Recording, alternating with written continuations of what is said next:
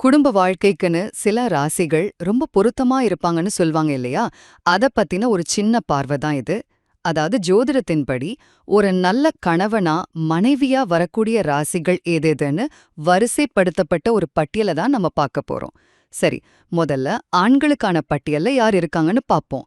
முதலிடத்துல இருக்கிறது ரிஷபம். ஏன்னா அவங்க குடும்பத்துக்காக எத வேணும்னாலும் செய்வாங்க.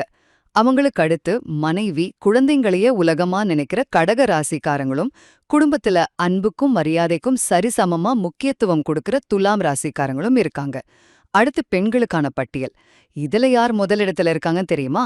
மகர ராசி பெண்கள் தான். ஏன்னா அவங்க தான் ஒரு குடும்பத்தோட தூண் மாதிரி செயல்படுவாங்க. இவங்கள தொடர்ந்து குடும்பத்துல எப்பவும் சந்தோஷத்தை நிரப்புற மிதுன ராசி பெண்களும், அன்புக்கும் தியாகத்துக்கும் பேர் போன மீன ராசி பெண்களும் இருக்காங்க. சரி, கடைசியா ஒரு முக்கியமான குறிப்பு. இந்த ராசி வரிசைங்கிறது ஒரு பொதுவான வழிகாட்டுதல் தானே தவிர, இதுதான் இறுதின்னு இல்ல.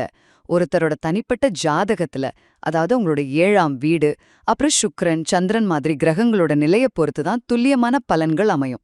ஆக இந்த ராசி வரிசை ஒரு பொதுவான பார்வைய கொடுத்தாலும், உங்க உண்மையான குடும்ப பொருத்தம் உங்க தனிப்பட்ட ஜாதகத்துல தான் அடங்கியிருக்கு.